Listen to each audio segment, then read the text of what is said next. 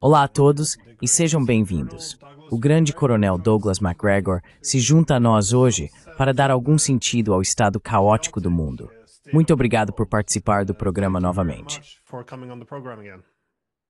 Claro. Portanto, as negociações entre os Estados Unidos e a Rússia, e claro, incluindo a Ucrânia, não parecem estar avançando significativamente. No entanto, posso estar interpretando isso de forma errada. E claro, a menos que haja algo acontecendo nos bastidores do qual não estamos cientes. Mas dado o que sabemos até agora, quais você acha que são os principais obstáculos em termos de avanço?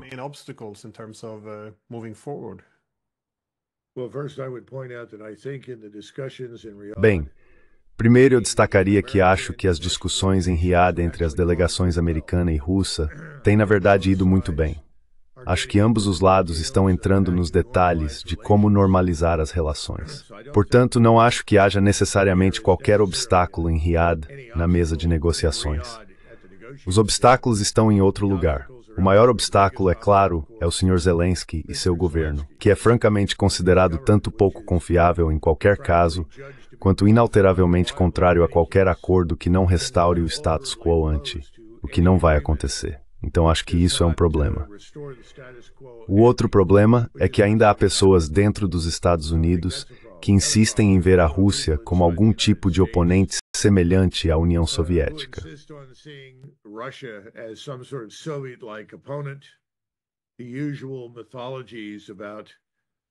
As mitologias usuais sobre a Rússia, as aspirações do Sr. Putin de governar toda a Europa e todo esse tipo de coisa ainda estão por aí.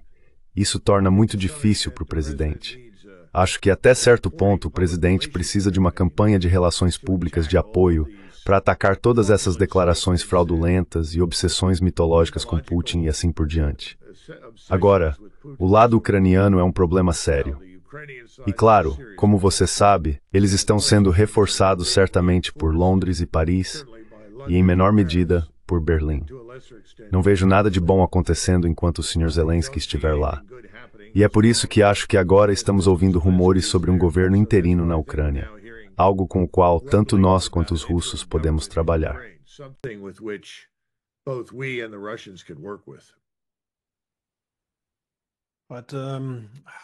Mas se Donald Trump recobrar o juízo e pegar o telefone para te ligar hoje em busca de conselhos, o que você recomendaria como um caminho a seguir para pôr fim a esta guerra horrível?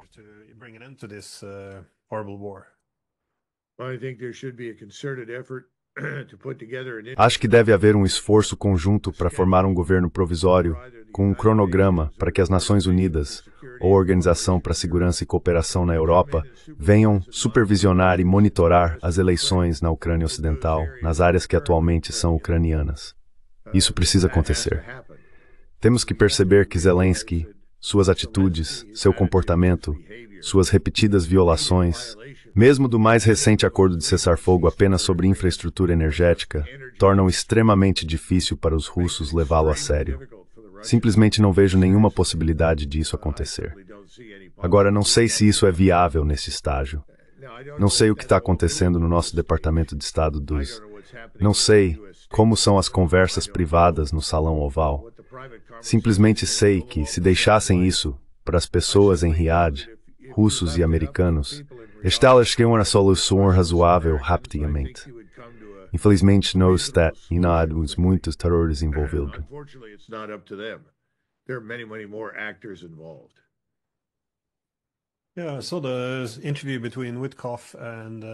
Sim, então a entrevista entre Witkoff e Tucker Carlson parece que há mais ou menos um entendimento comum agora, pelo menos nas questões principais entre os americanos e os russos. Eu queria te perguntar, no entanto, sobre as propostas até agora.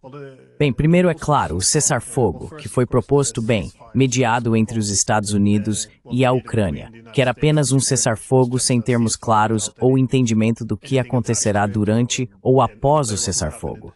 Mas também o mais recente, não tenho certeza se podemos chamá-lo de bem-sucedido, o acordo para encerrar os ataques à infraestrutura energética e também para ter navegação pacífica no Mar Negro para embarcações comerciais. Mas é claro, parte disso já foi violada. Então, não tenho certeza se estou respondendo a minha própria pergunta aqui.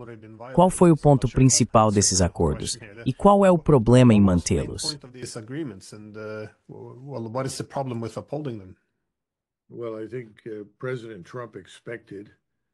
Bem, eu acho que o presidente Trump esperava que o presidente Zelensky cumprisse sua parte do acordo. Zelensky não mostra evidências de que está fazendo isso. Quando se tratou da infraestrutura de energia, dentro de horas após o acordo, Zelensky lançou ataques à infraestrutura de energia na Rússia. Agora, você pode chegar a algumas conclusões diferentes. Você pode supor que Zelensky realmente não estava interessado de qualquer forma e queria sabotá-lo, talvez. Você também poderia concluir que ele não controla suas próprias forças armadas e há pessoas operando agora além de seu controle. Isso também é uma possibilidade. Sabe, também há uma preocupação com a usina nuclear de Zaporizhzhia. Essa é a maior, e os russos em particular, mas também nós, temos estado preocupados com as tentativas ucranianas de destruí-la ou danificá-la, causando uma grande crise energética.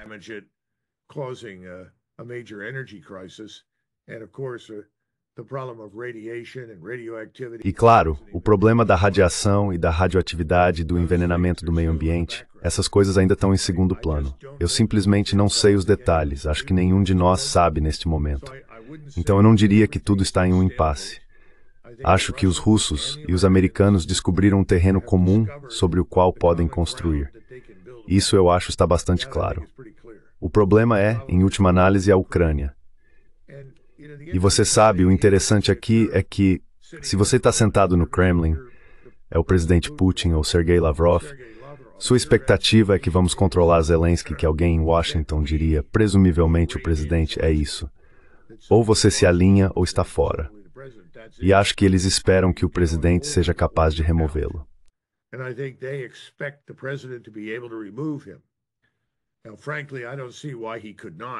Agora, francamente, não vejo por que ele não poderia, se escolhesse fazê-lo. Mas até agora não houve disposição para seguir esse caminho, e acho que esse é o ponto crítico. Agora, outra coisa, antes de deixarmos isso com os britânicos e os franceses, tenho lido a imprensa alemã e, em menor grau, a imprensa polonesa.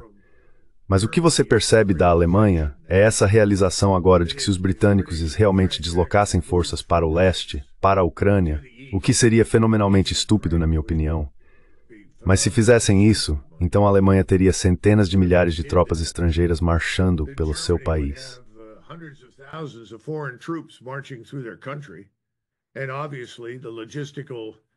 E obviamente os pontos fortes, ou concentrações logísticas, as ferrovias, linhas ferroviárias, todas essas coisas que atravessam a Alemanha em direção à Europa Central e Oriental e à Polônia, se tornariam alvos lucrativos para os russos.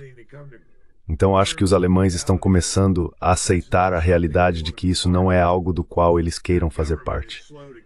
O governo deles é lento para perceber esse tipo de coisa, mas acho que a população na Alemanha entende.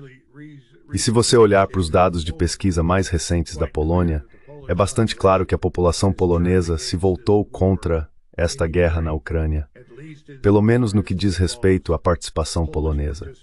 E acho que em Washington há essa espécie de personalidade esquizofrênica de que deveríamos sair, deixar a OTAN. Isso é um desastre.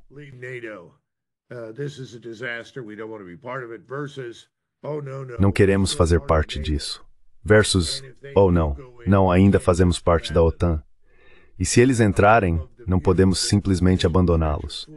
Eu sou da opinião de que se os britânicos e os franceses forem tolos o suficiente para empreender qualquer tipo de intervenção na Ucrânia Ocidental, então devemos absolutamente abandoná-los. E devemos deixar muito claro que não apoiaremos isso. A razão pela qual digo isso é que, se nos retirarmos da equação, Glenn, não há comando, controle, comunicações, computadores, vigilância, sequer aumento, que efetivamente comandar forças em todo o teatro europeu. Tudo isso reside conosco, com os Estados Unidos.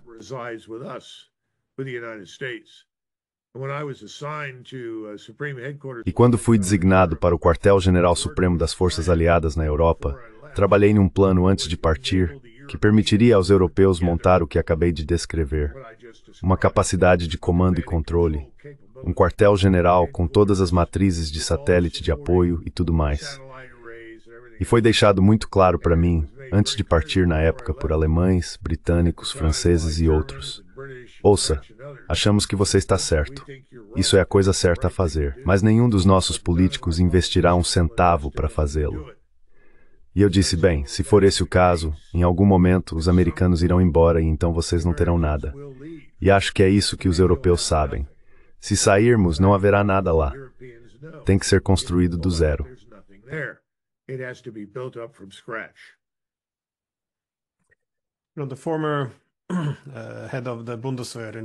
O ex-chefe da Bundeswehr na Alemanha, Harald Kujat, que também foi chefe do Comitê Militar da OTAN, alertou no início da invasão russa que isso foi provocado e que a paz em Istambul foi sabotada.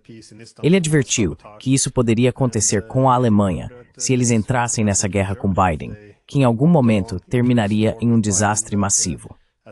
Os Estados Unidos e outros teriam a oportunidade de se afastar, enquanto a Alemanha ficaria ali, confrontada com a Rússia em uma guerra que, em suas palavras, eles haviam sabotado e violado o direito internacional ao violar Minsk, ajudado a provocar a guerra, sabotado todos os acordos de paz, e então se veriam enfrentando a Rússia sozinhos.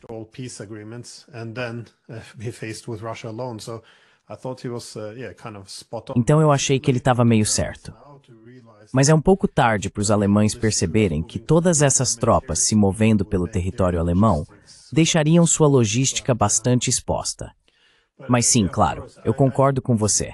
A ideia de que os europeus podem simplesmente ocupar o lugar dos americanos, substituir a inteligência, a logística, as armas, o planejamento, parece um mundo de fantasia. Isso não vai acontecer.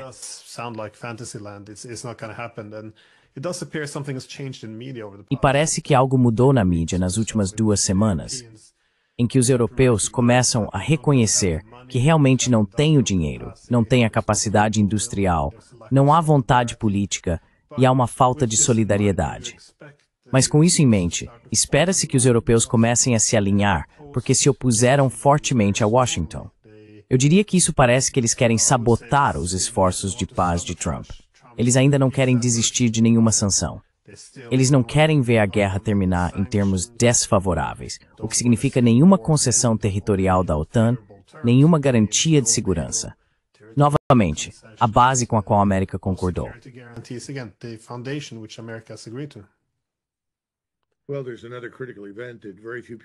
Bem, há outro evento crítico sobre o qual muito poucas pessoas falam, mas que vai ter um impacto profundo. E esse é uma recessão econômica massiva dentro dos Estados Unidos. Estamos definitivamente caminhando por uma recessão. Agora, algumas pessoas vão argumentar e dizer, não, isso não é realmente verdade. E claro, ninguém na administração Trump quer se levantar e anunciar isso. A triste verdade é que o presidente Trump não teve nada a ver com o início dessa recessão. Não é dele, mas ele vai ficar preso a ela. Em outras palavras, ele vai ter que lidar com isso. Essa recessão pode ser profunda, profunda no sentido de que pode beirar a depressão.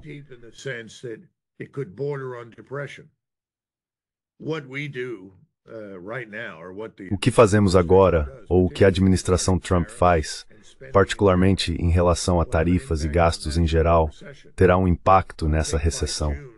Então acho que até junho nosso governo terá que tomar algumas decisões difíceis. Agora todos sabemos que o Congresso, o Senado, a Câmara, eles não tomarão decisões de valor porque são incapazes de tomar decisões difíceis e fazer escolhas difíceis. Isso os coloca em risco. Eles não conseguem se reeleger e assim por diante. O presidente é diferente. O presidente terá que avançar, afirmar sua autoridade e fazer algumas mudanças profundas em termos de gastos e ajustar nossa interação na esfera econômica com outros países de maneiras que ele pode ou não gostar.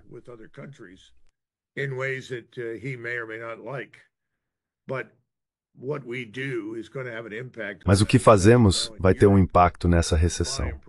Agora, na Europa, minha impressão é que é muito mais sério. Ontem conversei com Martin Armstrong. Ele não é o único analista econômico com quem falei recentemente, mas ele sugeriu que era quase um cara ou coroa agora. Quem está em pior condição, mais propenso a dar calote se preferir, Londres ou Paris? Eu votei em Londres, acho que eles estão em declínio e provavelmente vão afundar primeiro. Tudo que você precisa fazer é olhar para os mercados de títulos, o que eles chamam, é claro, de gilts.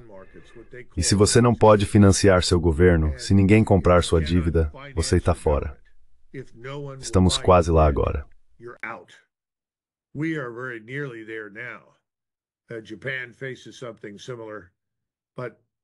O Japão enfrenta algo semelhante, mas a França, e a Grã-Bretanha em particular, têm um problema agudo. Portanto, a ideia de gastar centenas de bilhões de euros que você não tem, que você não vai conseguir criar, e depois financiar uma grande campanha militar contra o Estado russo neste estágio é absurda. A população britânica, segundo algumas estimativas, está muito próxima de uma guerra civil, particularmente na Inglaterra. Eu não sei. Eu não estou lá. Não posso avaliar isso. E eu sei que na França, o fervor revolucionário está meio que logo abaixo da superfície. O proverbial caldeirão está começando a ferver lentamente. Eu não sei se Macron e Starmer, e até mesmo Mantz neste ponto, vão estar lá por muito mais tempo.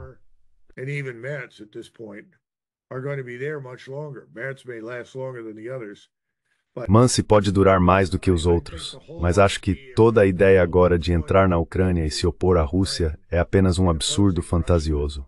A propósito, acho que o Sr. Putin entende isso, o que é uma das razões pelas quais as pessoas perguntam o tempo todo por que o presidente Putin não agiu de forma mais decisiva. Bem, acho que ele está exercendo paciência. Quero dizer, se ele esperar o suficiente, essas economias na Europa Ocidental vão afundar de qualquer maneira, e esses governos vão cair. Todo o elenco de liderança globalista está em perigo agora de cair, o que acho que é uma coisa muito boa. Muito bom para a Europa, muito bom para nós. Mas, ao mesmo tempo, haverá dias difíceis pela frente para os franceses, para os alemães, para os britânicos, para muitas pessoas.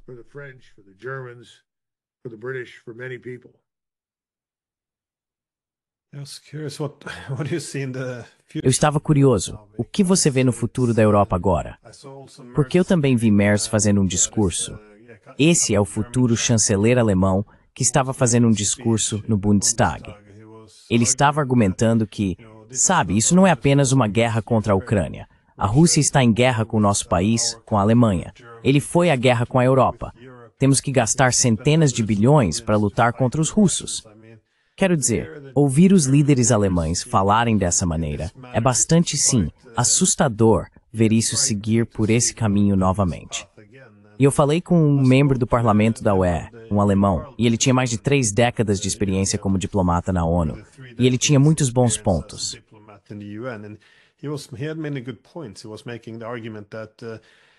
Ele estava argumentando que, bem, em primeiro lugar, eles não têm dinheiro para isso, mas também, se armarem, não vão apenas alienar muitos dos outros europeus que podem não ter as melhores lembranças históricas de uma Alemanha militarizada.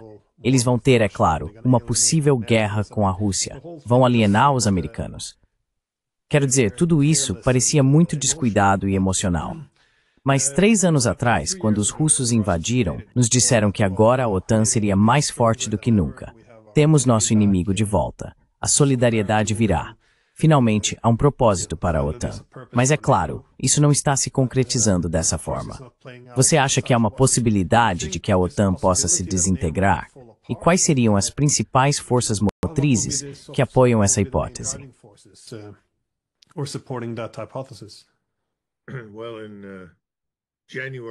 Bem, em janeiro de 2022, fui entrevistado por Dimitri Simes no National Interest em Washington, D.C. Você pode procurar e encontrará, tenho certeza, arquivado em algum lugar. Eu fazia parte de um painel com 2 ou 3 outras pessoas. Eles perguntaram, o que você acha que vai acontecer? Eu disse, os russos definitivamente vão invadir. Todo mundo assumiu a posição de que era muito arriscado e que os russos não gostariam de se colocar ou colocar sua economia em risco e enfrentar ainda mais sanções se fizessem isso. Eu disse, bem, essa é uma questão existencial para a Rússia. Eles definitivamente entrarão na Ucrânia. Então eu disse, duvidava muito seriamente que se a OTAN se comprometesse com uma operação contra a Rússia na Ucrânia, como fizemos, ela sobreviveria à guerra.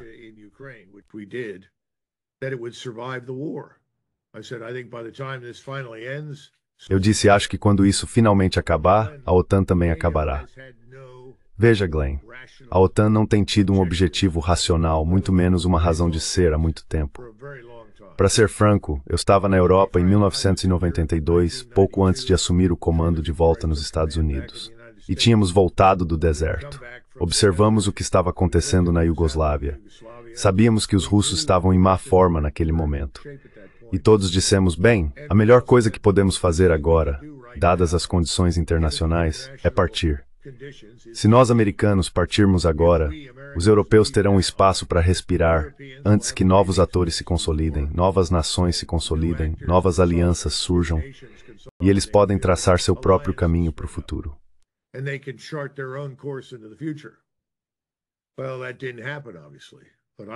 Bem, isso obviamente não aconteceu. Mas eu achava que deveríamos ter saído de lá em 92, 93 e 94, ponto final. Você pode deixar um pequeno contingente lá, mas da forma como estamos organizados agora, quão profundamente estamos entrincheirados com nossos quartéis generais e nosso comando e controle, deveríamos ter tirado isso de lá. E então você poderia ver um cenário diferente hoje na Europa. Mas a OTAN, assim como a União Europeia, é uma construção irrealista. Porque se você voltar pela história europeia, olhar para os últimos 500, 600, 700 anos, o que quiser, a visão de Berlim é muito diferente da visão em Paris. A visão do mundo em Roma não é a mesma que a visão do mundo em Estocolmo.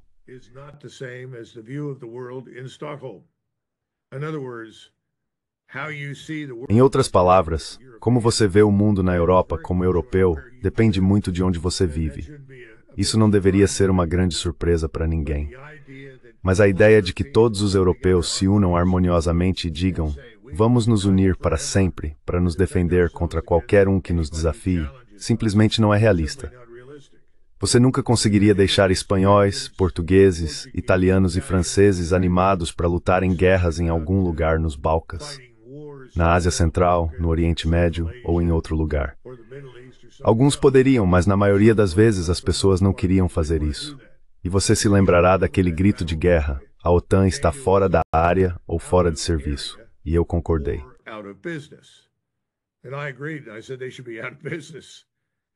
Eu disse que eles deveriam sair do mercado porque não há razão para os europeus, de certa forma, reconstituírem seus impérios coloniais.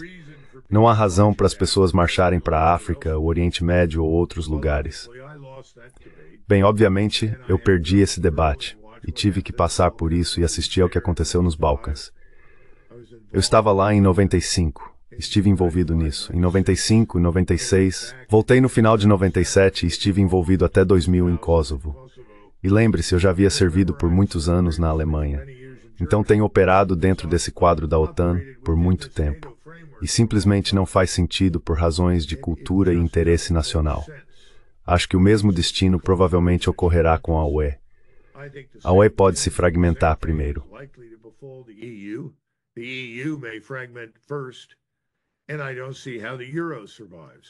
E eu não vejo como o euro sobrevive.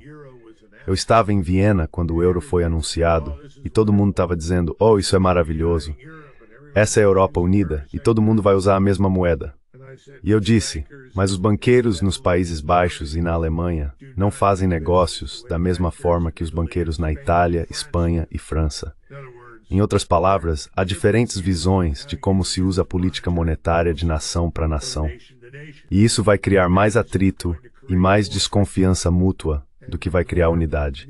E claro, tudo que você precisa fazer agora é ir a qualquer número de países europeus e tudo que está errado é culpa daqueles malditos alemães. Você sabe, eles são o problema, porque eles comandam tudo na OLE.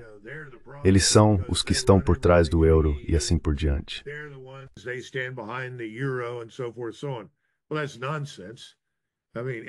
Bem, isso é um absurdo.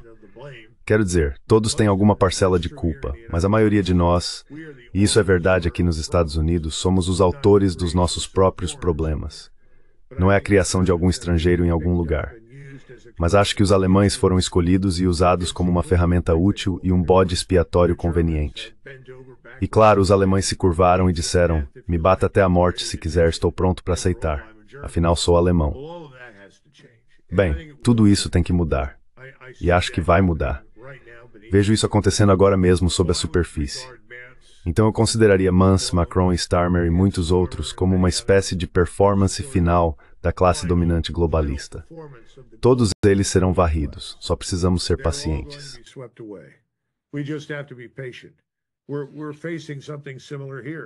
Estamos enfrentando algo semelhante aqui. E esse globalismo não funcionou. Isso não significa que o mundo vai entrar em colapso e todos vamos entrar em guerra uns com os outros. Não significa isso de forma alguma. Mas vamos ter que voltar a um planeta de estados soberanos dentro de regiões, e várias regiões vão se unir.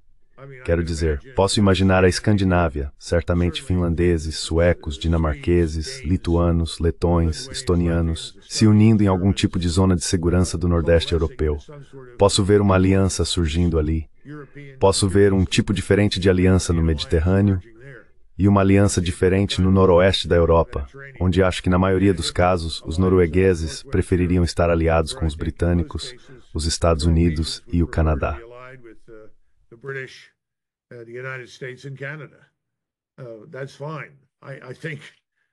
Tudo bem. Eu apenas acho que essas coisas vão acontecer, e não as vejo como assustadoras. Vejo-as como consequências naturais do desenvolvimento ao longo de muitos, muitos anos. A velha ordem mundial se foi. Essa coisa que chamamos de era pós-guerra, ordem internacional liberal, sempre foi um absurdo. Significava apenas o mundo que moldamos como americanos, e isso acabou. Estamos entrando em um novo território, e tudo bem. Acho que as coisas vão sair muito bem.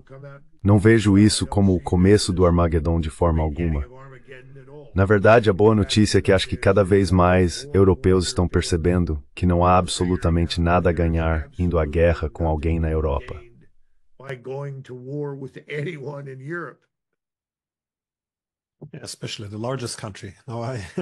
Especialmente o maior país. Concordo que à medida que o mundo se torna mais multipolar, acho que os Estados Unidos e os europeus terão interesses mais divergentes, razão pela qual você vê alguma divisão. Mas essa ideia também na Europa, de que podemos simplesmente preencher o papel dos americanos, mesmo quando falamos da Europa como uma entidade única. Quero dizer, mesmo agora, os italianos sugerem que o parceiro mais importante que eles têm são os Estados Unidos. Então, eles não vão seguir alguns eurocratas de Bruxelas que sugerem que deveriam se separar ou ir contra os americanos.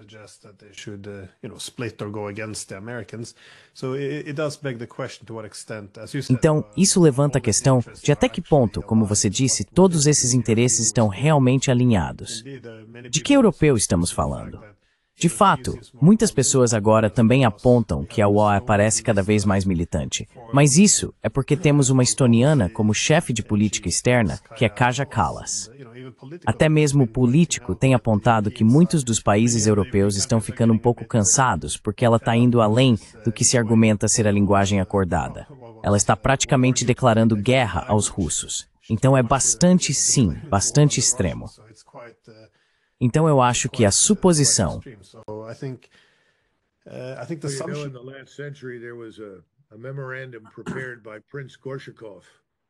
And I think it was prepared for Alexander II. It could have been Alexander III, the Tsar. I can't recall which one. And in this particular memorandum, which then was subsequently sent to Vienna and Berlin, there was a statement in there about the concert of Europe.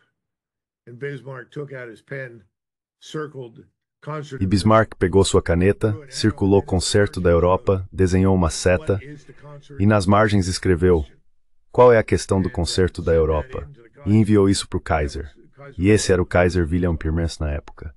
E todos concordaram sobre o que estamos falando, que Concerto da Europa. Mas aquele era um mundo diferente, onde as pessoas lidavam com a realidade. É como você sabe, os russos expressaram o desejo de tomar Constantinopla. Em outras palavras, entrar e libertá-la dos turcos em 1879. E a atitude alemã era, bem, que diferença particular faz para nós quem controla o Bósforo? Não faz. Mas acabou que fazia uma grande diferença para os britânicos. E os britânicos ameaçaram ir à guerra contra a Rússia czarista se substituíssem os turcos em Constantinopla por russos. Bem, olhe para o mapa, olhe para os vários povos na Europa e me diga o quanto mudou. And tell me how much has changed.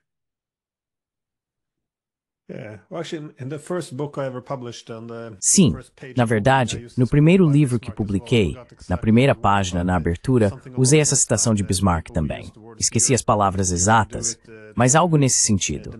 As pessoas que usam a palavra Europa geralmente o fazem para exigir algo que nunca exigiriam fazer em seu próprio nome. Algo assim. Mas também foi conveniente para os alemães, depois da Segunda Guerra Mundial, vestir-se com o manto da Europa e da parceria transatlântica. Tem sido uma maneira confortável de crescer. Mas eu só quero voltar um pouco à questão de Zelensky. Até que ponto você acha que ele será pressionado a sair? Muitos dos argumentos ou disputas que aconteceram no Salão Oval com Trump e Vance foram porque ele estava resistindo à ideia de negociar.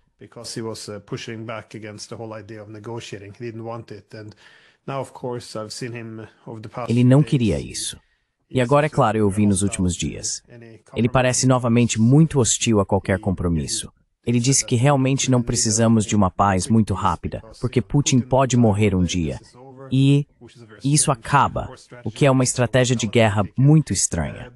Esperar que a mortalidade entre em ação. Mas também sabe, ele tira fotos de si mesmo na frente de pinturas do Kremlin em chamas e do naufrágio do navio de guerra Moscou.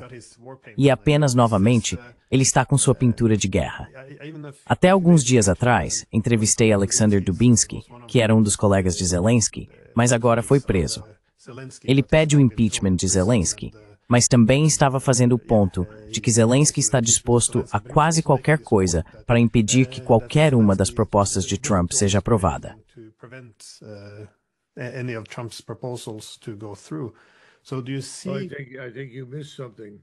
Acho que você perdeu algo. Ele também disse que os ucranianos assassinariam o Sr. Putin. Uma equipe ucraniana entraria lá e assassinaria Putin. Ele também insinuou em outra declaração que poderia matar o presidente Trump. Quero dizer, essas são declarações ultrajantes. Elas não fazem sentido. Mas se você está sentado onde o presidente Trump está na Casa Branca, ou o Sr. Putin no Kremlin, precisa chegar à conclusão inevitável de que esse homem deve ser removido, ou nada vai acontecer. Esse homem vai destruir o pouco que resta da Ucrânia e sua população. Isso não é do interesse de ninguém. Os russos não querem fazer isso. Se quisessem, teriam lidado com toda essa guerra de maneira muito diferente. Nós não queremos que isso aconteça. Queremos ver a Ucrânia sobreviver. Então Zelensky tem que ir. E posso pensar em vários presidentes. Certamente Eisenhower vem à mente. Certamente Nixon. Provavelmente Johnson. Vários outros. Que, se fossem confrontados com essas circunstâncias, Zelensky já teria ido embora. Zelensky would be gone.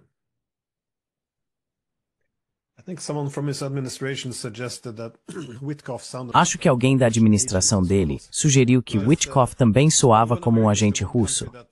Bem, quando a América é o único país que te mantém vivo e mantém o país funcionando, é bastante notável a linguagem que está sendo usada. Mas como os Estados Unidos, se decidirem que não querem mais Zelensky lá, como ele pode ser afastado?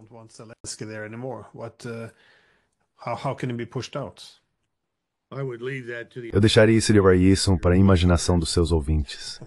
E se eles não forem terrivelmente estúpidos, responderão a essa pergunta sem qualquer ajuda minha, rapidamente.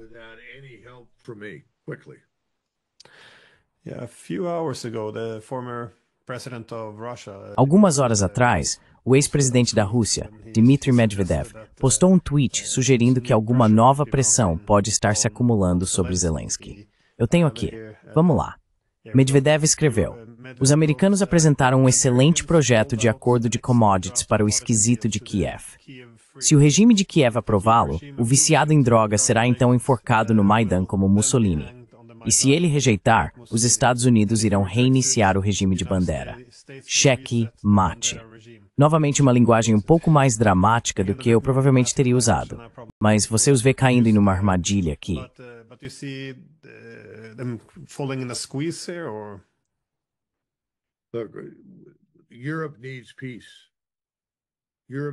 A Europa precisa de paz, estabilidade e prosperidade. Como ela consegue isso enquanto Zelensky e seu pequeno grupo estão soltos em Kiev? Eu não acho que isso vai acontecer. Eles vão fazer exatamente o que foi descrito, resistir até o amargo fim, e então você acaba no Titanic. E sabemos como isso terminou muito mal no fundo do oceano. Não queremos fazer isso. Queremos que a Ucrânia se recupere. Queremos que a população, na medida do possível, volte. Muitos nunca voltarão. Sabemos disso. Mas queremos tentar fazer com que o máximo possível volte. Queremos que se torne um país produtivo e bem-sucedido. Não vamos chegar lá com este homem Zelensky ou as pessoas ao seu redor. Acho que isso também está embutido nos objetivos da operação militar especial. Eles querem que a Ucrânia seja neutra.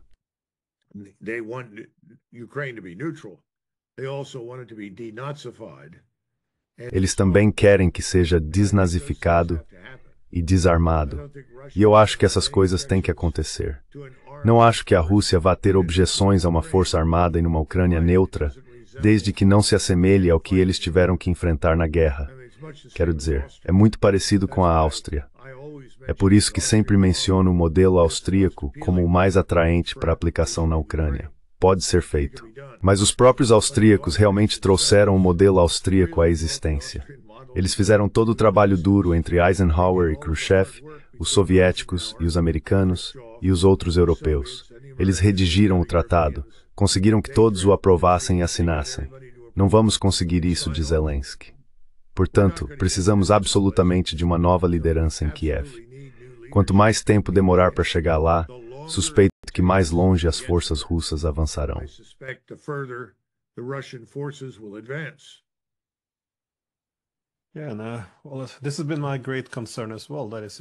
Essa também tem sido minha grande preocupação.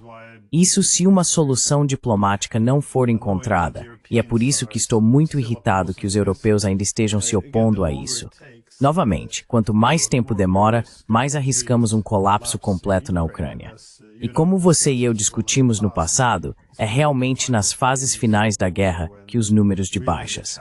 Novamente, não preciso te dizer como estudante de guerra, mas é quando as baixas realmente disparam. Quando as tropas estão cercadas, elas têm que se render. Você está tendo retiradas desordenadas.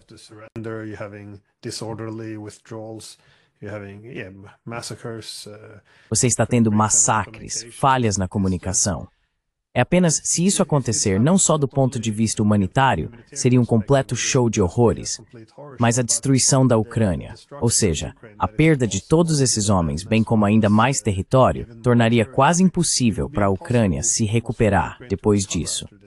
E isso não seria bom para ninguém, eu acho, porque não é uma receita para a estabilidade ter um país inteiro destruído. Então, é um pouco notável para mim que eu esteja com o grupo da Ucrânia, que eles parecem não entender o que estão realmente colocando em prática aqui.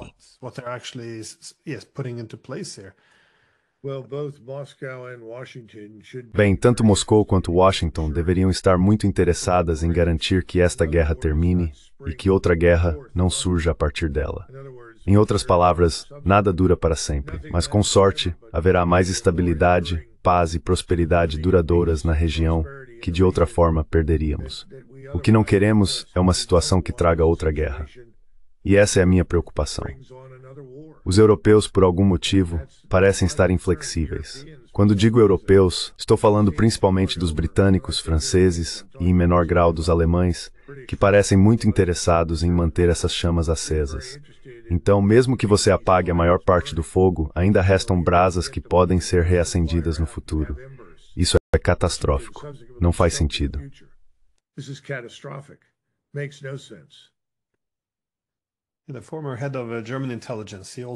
O ex-chefe da inteligência alemã também argumentou que seria bom manter a guerra por mais 5 anos.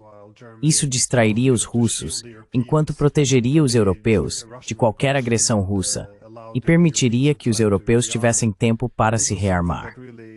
Isso realmente causou ondas de choque na Ucrânia, porque eles têm seguido a narrativa de que estamos juntos, que os europeus estão aqui para nos ajudar. Eles nem devem estar percebendo, nos como carne, efetivamente, contra os russos.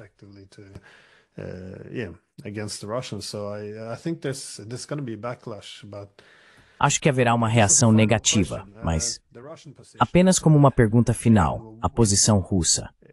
Novamente, nessas negociações entre americanos e russos, você vê alguma área onde os russos possam estar dispostos a encontrar um meio termo ou fazer algumas concessões?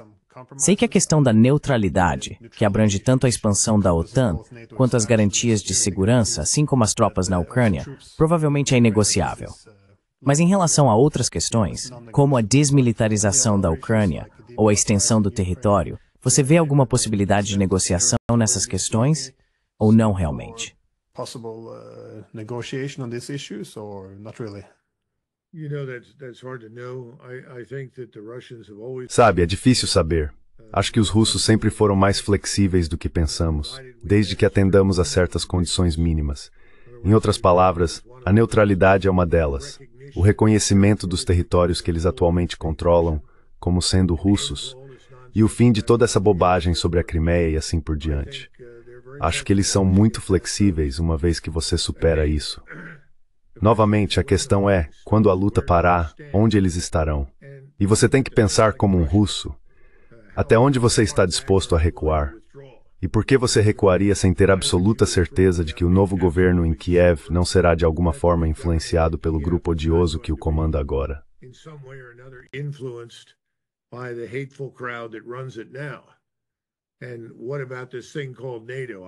E quanto a essa coisa chamada OTAN?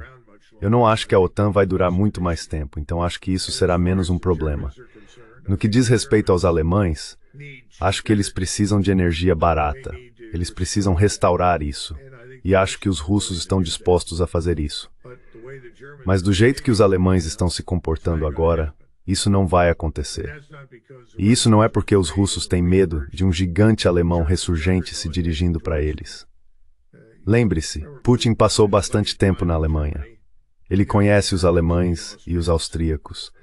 Não há interesse em marchar para o leste para alcançar os tipos de objetivos extremos que estavam na mente das pessoas em 1941. Acho que eles sabem disso.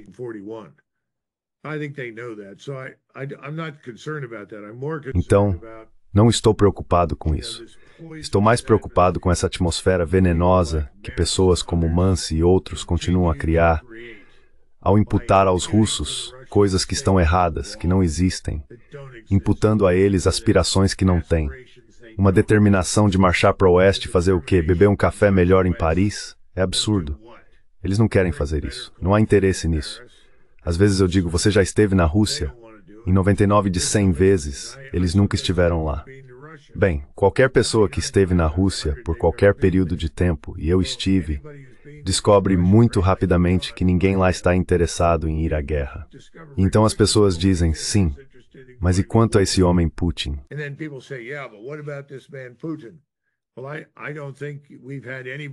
Bem, eu não acho que tivemos alguém no topo da estrutura de poder russa nos últimos 100 anos que esteja mais preocupado em evitar uma guerra com os Estados Unidos e o Ocidente do que Putin. Ele está determinado a evitar isso. Ele quer uma Rússia próspera e estável. É só isso. E ele certamente não precisa de nenhum território. Como ele apontou recentemente, eles não precisam de território. E infelizmente esse também era o ponto de Bismarck. Os alemães não precisavam de mais território do que já tinham, e não queriam ninguém dentro do império que não fosse alemão. Ele costumava apontar para os 2 milhões de poloneses e dizer que já tinham problemas suficientes com eles. Não queriam mais ninguém no império que não fosse alemão.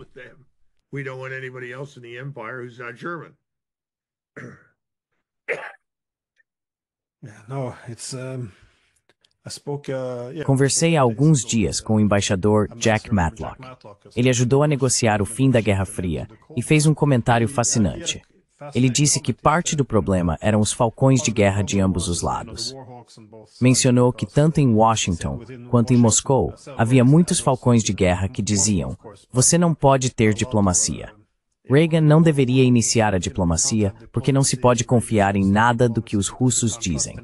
Superar essa narrativa e essa insistência de que não se pode falar com o oponente ou fazer diplomacia foi crucial. Mas uma vez que conseguiram superar isso, puderam chegar a um fim. Gostaria que aprendêssemos algo com isso, mas duvido.